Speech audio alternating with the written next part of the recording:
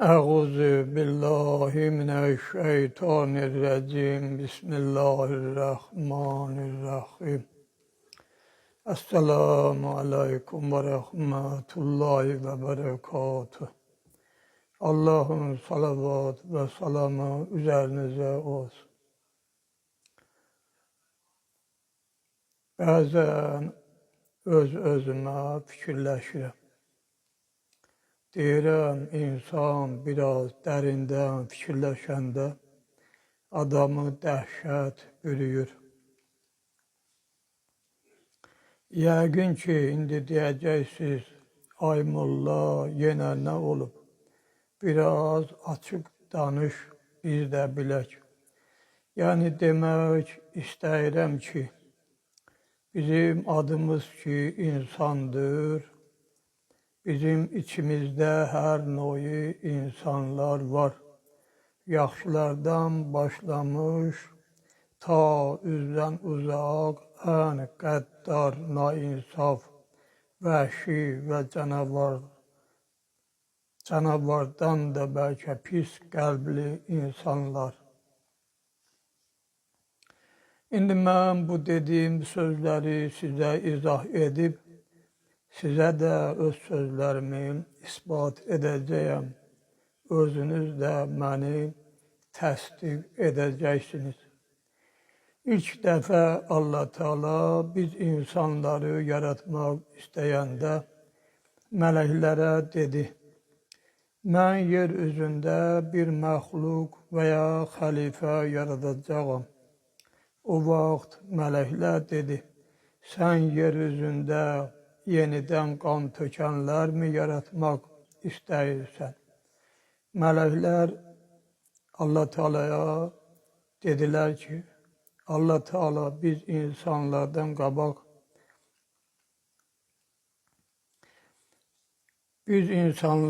qabaq cin tayfələrini və nəsnas və digər canlılar yaratmışdı. Onlar yer üzündə fəsad törədiklərinə görə Allah Teala mələklərə əmr etmişdi ki, onların böyüklərini qırıb, fəqət kiçikləri qalsın. Mələklər də Allahın əmrinə əsasən onların tüğyan edən böyüklərini qətlə yetirib, kiçikləri qalırdı. Kiçiklər də böyüdükdən bir müddət sonra, yəni onlar bir müddət Allaha ibadət edirdilər, sonra yenə də tüğyan, fəsadlar edirdilər. Yəni vaxt ötdükcə onlar sanki dəyişirdilər. Allah Teala yenə əvvəl dediyimiz kimi mələkləri göndərib, fəsad törədənləri qırıb, kiçikləri qalırdı. Bu növ neçə min illər keçmişdi. Bəzi xəbərlərə görə biz insanlara qədər 7-8 taifələr yaşayıb. Hər taifənin də yaşama illəri 5020, 6040, 7000, 8000 illər yaşayırdılar. O cümlədən iblis də onlardan qalan cinlərdən biridir ki, şeytan kimi tanınır. Xülasə, mələklər Allaha qarşı çıxdıqlarına görə Allah Teala onlara qəzəblənərək dedi, susun ki, siz mən biləni bilə bilməzsiniz. Vaxtı gələndə özünüz biləcəksiniz. Odur ki, mələklər qorxaraq tövbə edib Beytül-Məmuru təvaf edərək ləbbeyk Allahım dedilər. 1000 il bu növ ləbbeyk Allahım dedilər. Xülasə Allah Teala onları əfv etdi. Mən bir qədər burada qısa şəkildə deyirəm. Bir də mələklər Allah Teala'ya dedilər, İlahi, sən ki bu məxluqu yaradırsan, bunları yaratmaqda əgər sənin məqsədin onların sənə ibadət etmələridirsə, biz sənə ibadət edirik. Yox, əgər onların sənə ibadət etməməlidirsə və bir-birlərinin qanlarını tökməkdirsə, bəs onda niyə bizə əmr etdin ki, biz də cinlərin böyüklərini tamam tələf etdik? Odur ki, Allah Teala onlara dedi, susun ki, mən biləni siz bilmirsiniz. Yəni Allah Teala hələ əvvəldə yaratdığı insanların içində bilirdi ki, elə insanlar olacaq ki, mələklərdən də üstün varlıq olacaqlar. Amma elə dəstələr də olacaq ki, vəhşi heyvan onlardan çox-çox yaxşı olacaq. İndi burada mən bir-iki məsələ çəkəcəyəm ki, siz də biləcəksiniz ki, həqiqətən insan elə edə bilər ki, mələklərdən də üstün bir varlıq ola bilər. Həm də elə hərəkətlər edər ki, vəhşi heyvan onlardan yaxşı və üstün olar. Mən indi edəcəyim bu söhbəti sizə etmədiyimə görə söhbəti bir qədər əvvəldən danışmaq istəyirəm ki, ətraflı məlumatınız olsun. Qüsay İbn Gülab Peyğəmbərimizin ən tanınmış babalarından biri olub. Qüsay Qureyş taifələrinə öz zamanında ağalıq edirdi. O, Məkkədə ən məşhur sayılıb seçilən adam olub və öz evini işlərin idarə edilməsi və çətinliklərin həll olunması üçün ayırmışdı. Bəzi xəbərlərdə yazırlar ki, bütün Qureyş əhli, hətta qız verəndə, oğul evləndirəndə, hansı bir məsələ ortalığa çıxanda, qarşılarına çıxanda, Qüsay İbn Gülabın evində, yəni gedib məsləhətləşərlər və oradan qızları köçürdərdilər, oğlanların orada evləndirərdilər. Bütün mühüm məsələlər onun böyüklüyü ilə onun evində həll olunurdu. O evin adına Darun Nədvə deyərdilər. Bu evə də 40 yaşdan aşağı olan cavanlar buraxılırdı. Yəni sonradan da cavanlar olmadı, 40 yaşdan ancaq yuxarı olanlar buraxılırlar. Vaxt gəldi, elə bir vaxt oldu ki, Qureyşin böyükləri Peyğəmbər sallallahu aleyhi və səlləm haqqında belə qərara gəldilər ki, Peyğəmbəri aradan götürsünlər. Bu işi necə etmək üçün bir qərara gəlmək lazım idi. Odur ki, bir-birləri ilə danışıb belə qərara gəldilər ki, Darun Nədvəyə toplaşıb bir qərar qəbul etsinlər. Yəni, müzakirə etsinlər ki, bu işi necə edək ki, Peyğəmbəri aradan aparaq, yəni öldürək, itirək, aradan geçsin. Öz də elə edək ki, bizə bir ziyan da dəyməsin.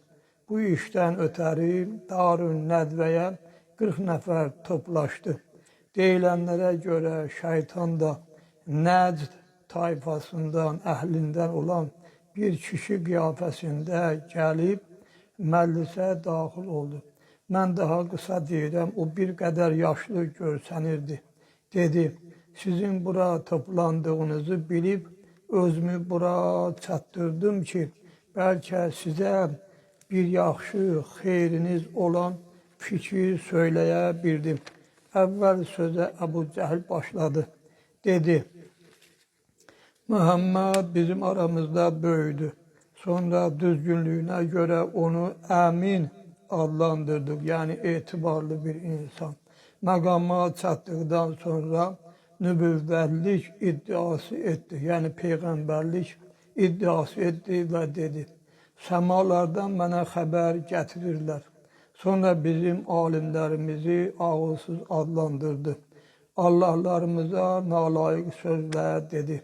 Cavanlarımızı məhv edib aramıza parakəndəlik saldı. Sonra da dedi ki, bizlərdən kim ölsə cəhənnəmə düşəcək. Bizə də bundan çətin bir iş yoxdur. Onun haqqında ağlıma bir fikir gəlib. Orada olanlar dedilər, nə fikir? Dedi, onu öldürmək üçün bir nəfər təyin edək. Bəni Haşim taifəsi qan bahası istədikdə əvəzini verərik. Yəni o dövrdə belə bir qanun var idi də, bir nəfər bir nəfəri öldürsə, gərək qarşı tərəfdə ondan bir nəfər öldürəydi ki, tərəzinin gözü bərabərləşəydi. Nəcdən olan kişi əslində bu şeytan idi, dedi. Bu düz fikir deyil. Dedilər, niyə? Dedi, onun qatili kim olsa onu Bəni Haşim öldürəcək. Sonra da müharibə olacaq. Nəticədə məhv olacaqsınız. Biri dedi, onu zindana salaq, orada ölsün. Nəcdən olan kişi yenə dedi, bu daha pistir. Bəni Haşim sizinlə döyüşüb, onu zindandan çıxaracaqlar. Üçüncüsü dedi, onu şəhərimizdən çıxaraq, rahat yaşayaq. Məclisin şeytanı dedi, bu daha pistir. Dedilər, niyə? Dedi, çünki Məhəmməd gözəl ləhcəyə sahibdir, yəni danışıq qabiliyyəti gözəldir. Öz gözəl bəyanları ilə xalqı özünə cəlb edəcək və onları ətrafına yığıb sizin davanıza gələcək və sizi məğlub edəcək. Sonra bir qədər donuxa getdilər ki, bəs necə edək? Yenə də şeytan dedi, bir yol var. O da budur ki, hər qəbilədən, hətta Bəni Haşimdən də bir nəfər olsun. Yığışıb onu birlikdə qətlə yetirək. Beləliklə, hamı onun qətlində iştirak etdiyindən qanı da qəbilələr arasında bölünsün. Bəni Haşim də onun qisasını onda tələb edə bilməz. Əlacsız qalıb onun qan bahasını alacaqlar. Onlar hamısı bu sözü qəbul edib dedilər, bu düz fikirdir, hətta biz 10 qat qan bahasını verərik. Xülasə, hamılıqla dedilər, ən yaxşı yol budur. Bu məqsədlə Bəni Haşimdən Əbu Ləhəb bizim Peyğəmbərimizin atasının qardaşı idi. Yəni, baxın da, öz əmisi deməli Peyğəmbəri öldürməyə hazırlaşır. Elə bir ki, öz qardaşı oğlun öldürməyə hazırlaşır. Və hər qəbilədən bir nəfər seçdilər. Onu da deyim, biləsiniz ki, Əbu Ləhəb Peyğəmbərin doğma əmisi idi. Peyğəmbərin atası Əbdullah ilə və Əli əleyhissalamın atası Əbu Talib ilə qardaş idi. Deməli, bu adam öz doğma qardaşının oğlunu elə bir ki, qətlə yetirməyə hazır oldu. O gecə ki, Peyğəmbəri öldürəcəkdilər, Cəbrail əleyhissalam Peyğəmbərə nazil olub Ənfal surəsinin 30-cu ayəsini gətirib dedi, və iz yəmkuru bikəlləzinə kəfəru liyusbituka əv yəqtuluka əv yuxricuka və yəmkurunə və yəmkurullahu və Allahu xayrül makirin. Yəni, yadına sal ki, bir zaman kafirlər səni həbs etmək və ya öldürmək, yaxud da Məkkədən çıxartmaq üçün bir çıxış yolu fikirləşdilər. Plan cızdılar. Allah Teala da tədbir tökdü. Allah tədbir tökənlərin ən yaxşısıdır. Yəni, Allah Teala möcüzəli şəkildə Peyğəmbəri böyük və qaçılmaz təhlükədən xilas etmişdir. Xülasə, Cəbrail əleyhissalam Peyğəmbərə nazil olub, Peyğəmbərə gecəni öz yatağında yatmamağı əmr edir. Peyğəmbər gecə Sur mağarasına yola düşür və Əli əleyhissalam onun yerində yatmasını və baş verənləri dedikdə, Əli əleyhissalam təkcə bunu Peyğəmbərdən soruşur ki, əgər mən bu işi görsəm, yəni sənin yerində yatsam, sizin həyatınız qurtaracaqmı? Peyğəmbər sallallahu aleyhi və səlləm buyurur, bəli.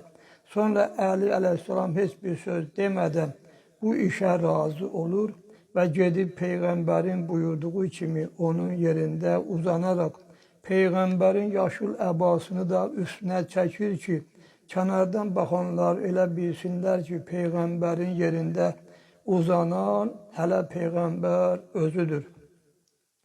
Bu Əli əleyhissalamın ən böyük fəzilətlərindən biridir ki, əhl-i sünnə təfsirçiləri də öz kitablarında bu məsələni qeyd ediblər. Onların bir çoxları deyiblər ki, Bəqərə surəsinin 207-ci ayəsi Əli əleyhissalamın barəsində və onun həmin gecədəki fədakarlığına görə nazil olub. Ayə belədir. Və minən nasi mən yəşri nəfsəhu ibtiğaə mərzatillahi vəllahu rəufun bil-ibad. Tərcüməsi belədir. İnsanların bəzisi Allahın razılığını qazanmaq üçün öz canını ona fəda edər. Burada ona sözü Peyğəmbərə aiddir. Həzrəti Əli əleyhissalam kimi hicrət gecəsi Peyğəmbərin yerində yatmaqla iman və fədakarlıq nümayiş etdirir. Allahın razılığı üçün öz canından keçir. Allah Teala öz bəndələrinə qarşı mehribandır. Xülasə, burada bir məsələndə yeri gəlmişkən sizə bildirmək istəyirəm ki, əhl-i sünnə qardaşlarımız bildirirlər ki, Əbu Bəkir Peyğəmbərin mağara yoldaşı olub. Yəni, bu da Əbu Bəkir üçün bir fəzilət kimi hesab olunur. Amma hələ mən cavan yaşlarımda bir kitabda oxudum ki, belə yazılmışdı. Elə ki, Peyğəmbərimiz Cəbrailin buyurduğu kimi Mədinə şəhərinin əks istiqamətində olan Sur mağarasına tərəf yola düşdü. Yolda Əbu Bəkirlə rastlaşdı. Əbu Bəkir bir qədər yumuşaq adam, yəni ürəyi yuxa adam idi. Peyğəmbər ehtiyat etdi ki, birdən onu özünə yoldaş etməsə, o da geri qayıtsa, yəni məscidə getsə, müşriklər ondan Peyğəmbəri soruşacaq. O da sadə adam olduğundan Peyğəmbərin Sur mağarasına tərəf getdiyini deyəcək. Ona görə də Əbu Bəkir özünə yoldaş etdi və yol əsnasında Əbu Bəkirin qoyun otardığını, Əbu Bəkirin oğlunun qoyun otardığını gördülər. Ona tapşırdılar ki, biz 3 gün burada olacaq. Arada bizə süd və çörək yemək gətirərsən və bu sizi saxla. O 3 günü Əbu Bəkirin oğlu və bəzi xəbərlərdə Əli əleyhissalam özü və Əbu Bəkirin bir qulamı var idi, adı Amir. O da onlara arada çörək yemək gətirərdi. Amma hər yazıya da əslində inanmaq olmur. Düzünüsünü Allah bilər. Bəlkə də hələ Peyğəmbər hicrət edəcəyini qabaqcadan Əbu Bəkirə xəbər vermişdi ki, ona yoldaş olsun. Çünki hədislərə əsasən Peyğəmbərimiz özü buyurub ki, səfərə çıxanda heç vaxt tək yola çıxmayın. Amma hər halda Peyğəmbərin ölüm yatağında yatmaqla, Peyğəmbərlə yoldaşlıq etməyi bir və bərabər tutmaq olmaz. Burada bir məsələndə sizə deyim ki, Peyğəmbərimiz öz evindən çıxanda müşriklər onun evini əhatəyə almışdılar. Odur ki, Peyğəmbər Yasin surəsinin əvvəlindən ta 9-cu ayəyə qədər bir ovuc toprağa oxuyub, onlara tərəf atdı və onların gözlərinə görsənməyərək onların içindən keçib getdi. Elə ki, mağaraya Əbu Bəkirlə Peyğəmbər çatdı, mağaraya daxil oldular. Əbu Bəkirin oğlu da onlara arada yemək gətirirdi. Mağaranın ağzında nə hörümçək toru, nə də göyərçin yox idi. Amma elə ki, müşriklər iz axtaranlar vasitəsilə mağaranın ağzına qədər gəldilər, gördülər ki, mağaranın ağzı tamam hörümçək torudur və bir göyərçin çoxlu yumurta üstündə oturub. Onlar bir-birlərinə dedilər ki, əgər Peyğəmbər bu mağaraya girsəydi, tor sökülər, göyərçin isə uçardı. Bu vaxt idi ki, Əbu Bəkir onların səsini eşidib, çığırmaq istədikdə, Peyğəmbər əlin onun ağzına qoyub dedi, bu tərəfə bax, Əbu Bəkir baxıb dərya və gəmi gördü. Peyğəmbər dedi, əgər onlar bura gəlmək istəsələr, biz o gəmiyə minib gedəcəyik. Onların əlləri bizə çatmayacaq. Peyğəmbər bunları öz möcüzə şəklində Əbu Bəkirə göstərdi. Bundan sonra Əbu Bəkir sakit oldu. Bir də müşriklərdən biri su başına çıxmaq üçün mağara ilə üzbəüz əyləşdi. Peyğəmbər yenə də Əbu Bəkirə dedi, əgər bunlar bizi görsəydilər, bunlar bu cür mağara ilə üzbəüz su başına çıxmazdılar. Bu 3 gün ərzində Əli əleyhissalam da və dediyim kimi də Əbu Bəkirin Amir adlı bir qulamı da onlara yemək gətirirdilər. Bəzi alimlər deyiblər, Əbu Bəkirin qorxaraq çığırmaq istəməsi onu bizə deyir ki, Əbu Bəkirin, yəni Peyğəmbərin peyğəmbərliyinə imanı çox zəif idi. Xülasə, bəzi təfsirçilər Qəzzali, Söyləbi və başqaları buyurublar. O gecə Allah Teala Cəbrail və Mikailə vəhy etdi ki, mən sizin ikinizin arasında qardaşlıq əlaqəsi bərpa etdim və birinizin ömrünü digərindən uzun qərar verdim. Sizdən hansınız öz ömrünü digərinin ömrünə fəda etməyə hazırdır? Onlar dedilər, ilahi bu bizə bir əmirdir, yoxsa bu işdə biz öz ixtiyarımızdayıq. Allah Teala buyurdu ki, siz bu işdə öz ixtiyarınızdasınız. Onlar belə olan halda dedilər, biz heç birimiz öz ömrümüzü kiməsə verməyə razı deyilik. Allah Teala onlara vəhy etdi, dedi, niyə Əli İbn Əbu Talib kimi olmadınız? Yerə baxın, Əli İbn Əbu Talib Peyğəmbərin yerində yataraq öz canını Məhəmmədə fəda etməyə hazırdır. İndi hər ikiniz yerə nazil olun, onu düşmənlərindən hifz edin. Sonra buyurdu, yadınıza gətirin o vaxtdır ki, mən bu insanları xəlq edəndə siz narazılıq etdiniz. Siz öz canınızı bir-birinizə fəda etmədiniz. Amma bu yaratdığım insanlar sizdən üstün bir varlıq olaraq öz canlarını bir-birlərinə fəda etməyə hazırdırlar. Sonra Cəbrail əleyhissalam ilə Mikail əleyhissalam yerə enib, Cəbrail Əli əleyhissalamın baş tərəfində, Mikail isə ayaq tərəfində dayanaraq Əli əleyhissalamı hifz etməyə məşğul oldular.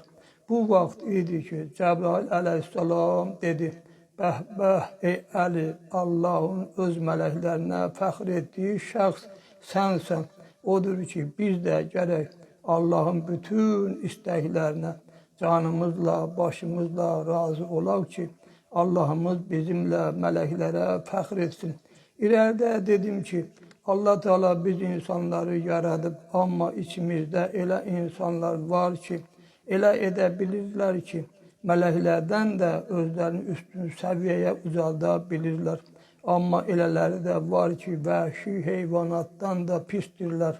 Mələklərdən üstün olanların hələ birini məsəl çəkdim. Nə qədər belələri var. İmam Hüseyin əleyhissalamı, əhl-i beyti, peyğəmbərləri, imamları və digər mükaşifə əhli ola bilmək dərəcəsinə qədər həyatda yetişən insanlar olub. İndi isə söhbət çox olduğu üçün qısa da olsa zalimlər haqqında bir qədər işarə edəcək.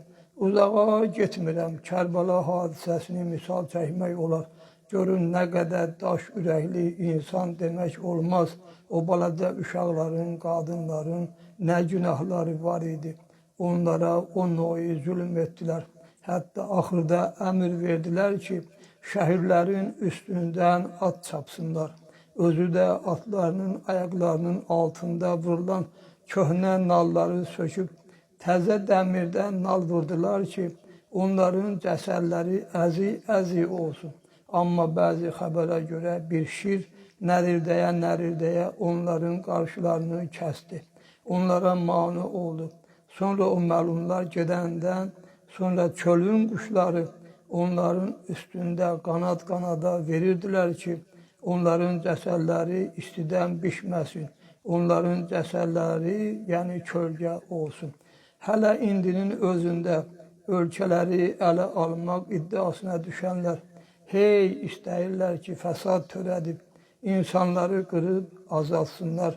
Bunların içində balaca, hələ dünyaya təzə gələn uşaqlar var. Bunları heç kəs fikirləşmirlər. Onsuz da sözün, yəni sonu yoxdur. Vaxtımız isə darısqal oldu, yəni azaldı. İndi isə söhbəti burada dayandırıram. Sübhanə Rabbikə Rabbil İzzəti əmmə yasifun və selamun aləl mürsəlin və elhamdülillahi Rabbil aləmin. İlahi amin, amin, ya Rabbil aləmin. Və ya xeyrən nasirinə bir rəhmətikə ya ərhəmər rahimin. Və selamu aleykum və rəhmətullahi və bərəkatuhu.